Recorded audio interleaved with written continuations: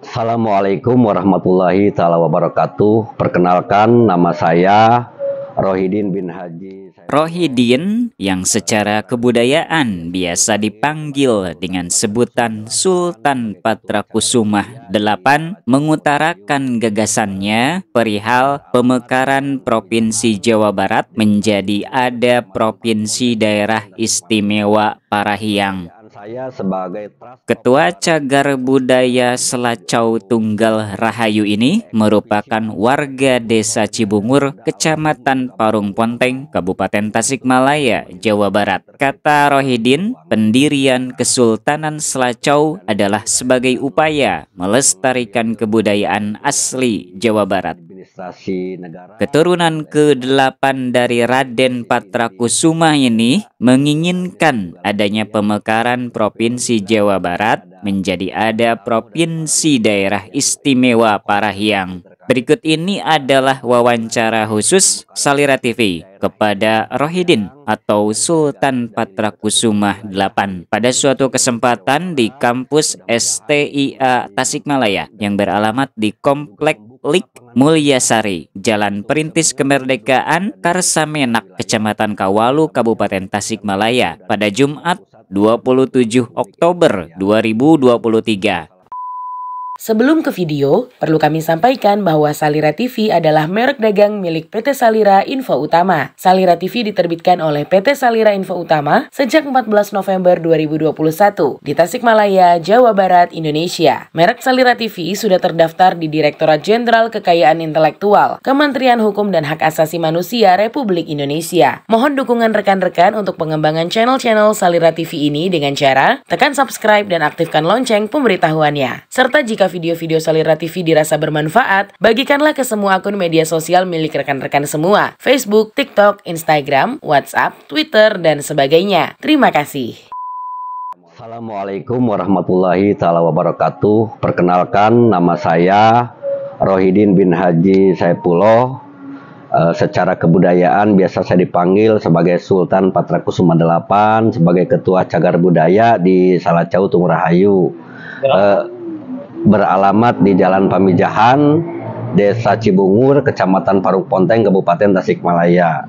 Pekerjaan saya sebagai Trust of Guarantee Ponik INA 18 Lidi Uprus, sebagai ek officio atau eksekutornya daripada almarhum MK Bambang Utomo itu untuk menindaklanjuti terkait permasalahan keuangan negara itu. Dan di sini saya sedang mengambil ilmu, berkuliah di administrasi negara, ngambil S2, dan ini posisi ini di kampus STIA. Kebetulan hari ini saya juga lagi kuliah, tetapi alhamdulillah karena ini ada tamu-tamu dari para media yang ingin mengkonfirmasi terkait yang saya gagas mengenai pemekaran Provinsi Daerah Istimewa Parahiang yang saya gagas dari 5 cakupan wilayah di Provinsi Induk Jawa Barat.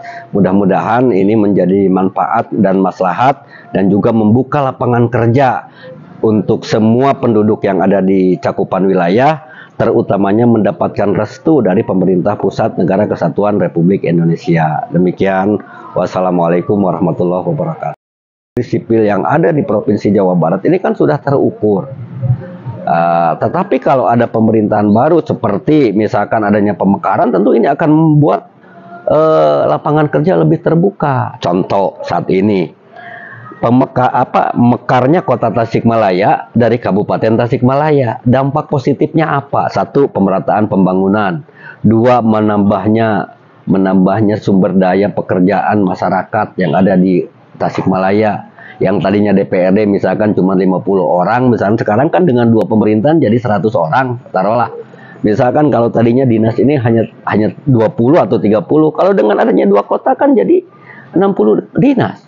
Ini akan menjadi lapangan kerja gitu. Walaupun memang kembali ke tadi bahwa untuk cakupan wilayah pemekaran tersebut ketika pemerintah pusat merestui dalam rangka pemekaran, tentu untuk pemerintahan mengisi pemerintahan itu akan disuplai oleh pemerintahan pusat. Dan saya pun tidak berpikir, oh pemekaran ini untuk kepentingan apa sih kepentingan saya?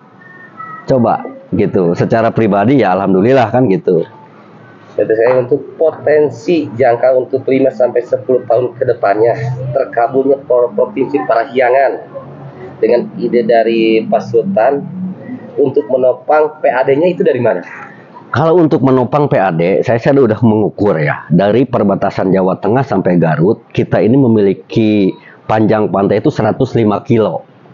Nah, untuk kita meningkatkan sumber daya dari laut untuk meningkatkan PAD, untuk mengelola sepanjang 105 kilo saja, kalau kita kelola dengan baik dari sumber kekayaan alam, misalkan untuk penangkaran ikan, misalkan budidaya udang dan lain sebagainya, terus meningkatkan pariwisata, misalkan pariwisata nasional maupun internasional sekupnya, apalagi saat ini kita punya Pangandaran sudah dikenal kan. Nah, itu dari sisi pengembangan untuk meningkatkan PAD. Tinggal cek bagaimana pengelolaan dari wilayah Jawa Tengah sampai perbatasan Garut. Bahkan Kabupaten Tasikmalaya saja memiliki panjang pantai yang ada itu 60 kilo. 60 kilo Kabupaten Tasikmalaya aja. Tapi kan tidak terkelola dengan baik. Mungkin karena Kabupaten Tasikmalaya juga terlalu luas, makanya ada pemekaran Tasela. Saya rasa dalam rangka pemekaran ini kalau orang cerdas pasti akan mendukung, karena itu untuk kepentingan wilayah tersebut, dari pemerataan pembangunan, ekonomi, sosial, politik, kebudayaan dan lain sebagainya akan lebih terkelola dengan baik. Tentu dalam meningkatkan PAD, kembali tadi kita memiliki panjang pantai 105 kilo, lalu kita punya JEE, zona ekonomi eksklusif. Kalau dihitung misalkan JE kita ini 300 mil, hitung 105 kilo kali 300 mil, berapa JE kita. Nah, kalau dikelola dengan baik, zona ekonomi eksklusif itu dari kekayaan laut, mau bagaimana majunya?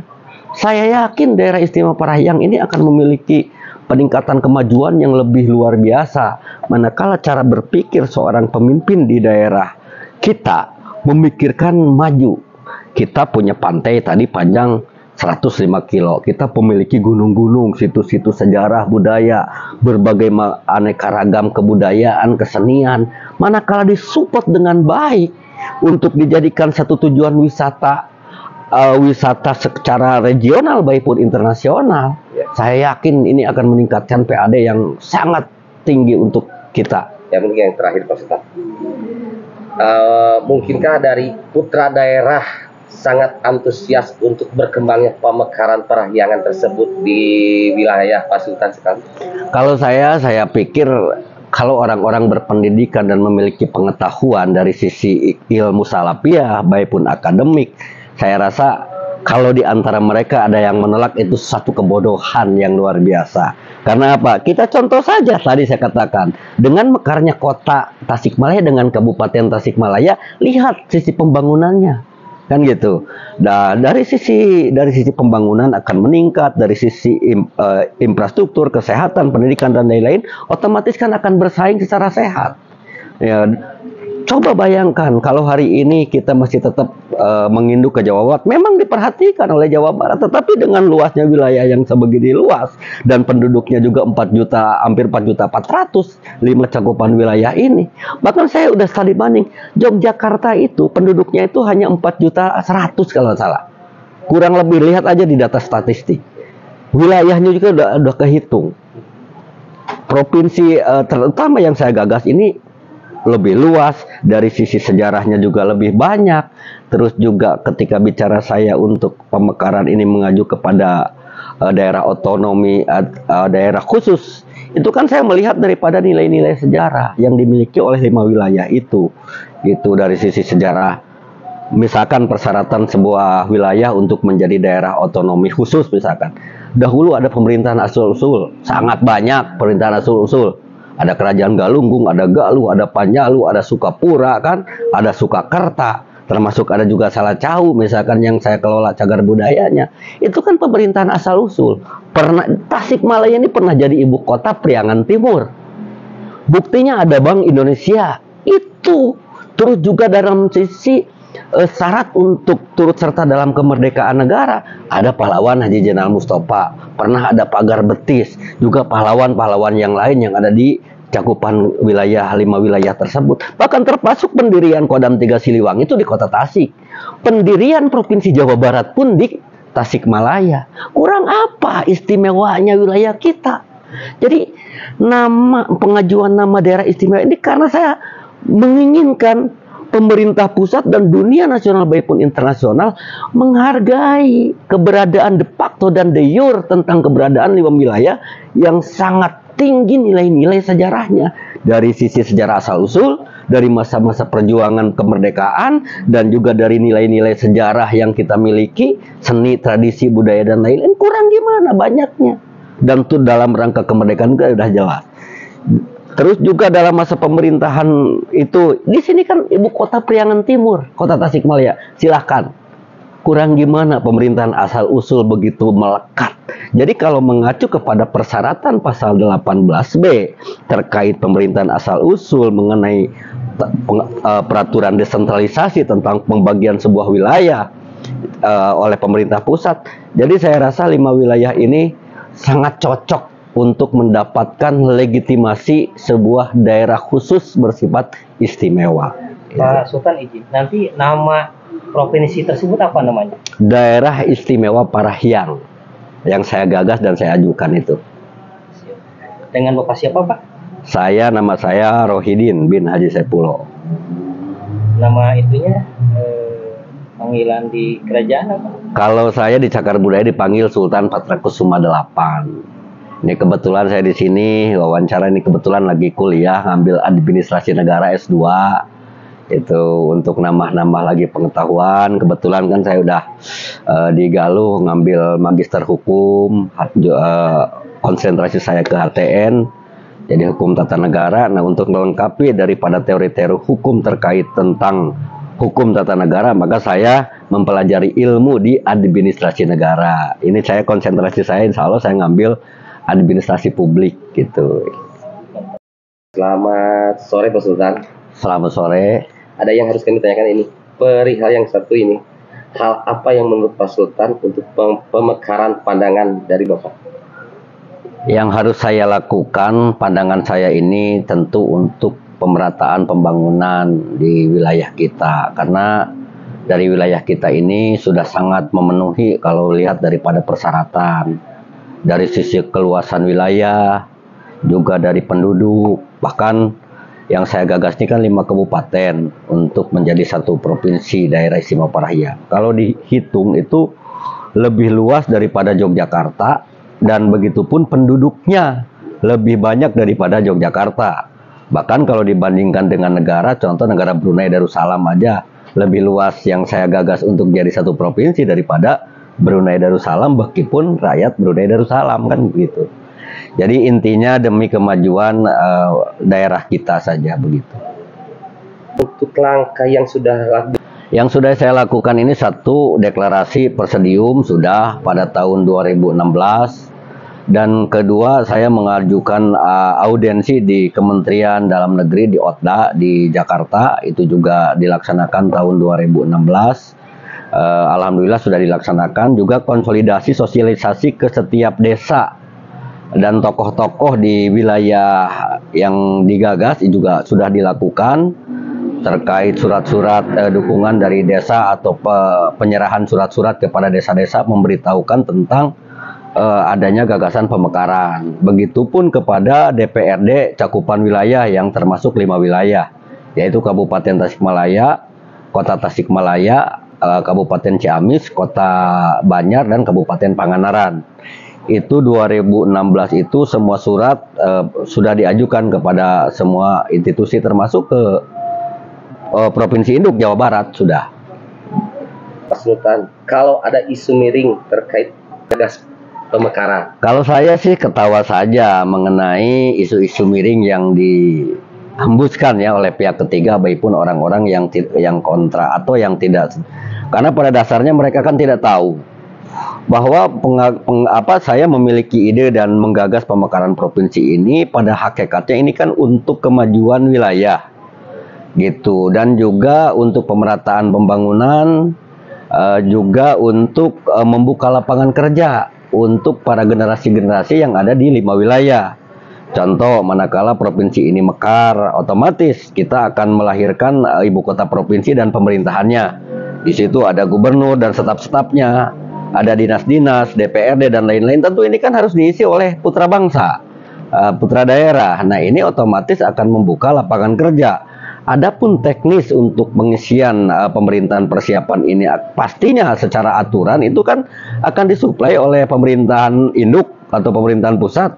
Nah, secara keinginan saya minimal dari putra-putra daerah yang saat ini belum memiliki pekerjaan, misalkan mahasiswa-mahasiswa yang lahir dari setiap universitas yang ada di cakupan wilayah kita ini kan ratusan bahkan mungkin ribuan tiap tahun. Lalu untuk alokasi pekerjaan mereka ini mau dilarikan kemana gitu. Sementara kalau mereka yang misalkan contoh di sini di administrasi negara, mereka ini kan otomatis calon-calon pekerja administrasi negara. Nih, sementara kalau kita menunggu dari pemerintahan yang ada nunggu pensiun, mau sampai kapan mereka nunggu untuk bisa jadi CPNS? Gitu. Walaupun banyak sekali kebijakan pemerintah yang sudah dilakukan, tetapi tetap tidak bisa menampung para mahasiswa yang lahir tiap tahun. Gitu. Berproses pendirian pembentukan sumber tersebut yang diketahui oleh Pak Sultan. Kalau saya melihat daripada hukum-hukum yang ada, undang-undang yang ada di Negara Kesatuan Republik Indonesia terkait syarat-syarat pemekaran sebuah wilayah, tentu di situ ada undang-undang desentralisasi yang diatur di dalam Undang-Undang Dasar 45 pasal 18. Dan saat ini ada pemekaran di pasal itu ada 18A, ada juga 18B yang terkait pengaturan tata cara pemekaran sebuah wilayah. Misalkan syarat-syarat untuk menjadikan satu wilayah kabupaten kota ini minimal 4 atau 5 kecamatan cakupan tersebut, lalu mendapatkan persetujuan dari pemerintah induk, keputusan bupati, wali kota atau misalkan DPRD, dan juga direstui oleh Gubernur Jawa Barat, itu kan bisa mekar. Itu persyaratan. Jadi persyaratan pemekaran yang diatur oleh Undang-Undang Desentralisasi terkait pemekaran ini, maka saya berpikir karena Jawa Barat ini begitu luasnya wilayah Jawa Barat, juga begitu banyaknya penduduk Jawa Barat, bahkan terbanyak di Nusantara. Artinya kalau wilayah Jawa Barat ini tidak dipekarkan, saya rasa ini keadilan dalam rangka pemerataan pembangunan ekonomi sosial politik budaya ini tetap tidak akan tercapai. Karena satu gubernur untuk mengurus 46 juta lebih atau 46 juta lebih Jawa Barat. Silakan aja dengan data statistik yang ada. Penduduk paling banyak di Indonesia itu adalah Provinsi Jawa Barat. Tokoh-tokoh misalkan yang suka berbicara bagaimana ini di daerah kita ini kan banyak universitas-universitas yang melahirkan para sarjana S1 maupun S2. Tetapi kalau melihat dari Kabupaten Tasikmalaya, tim liputan khusus mengabarkan untuk Salira TV.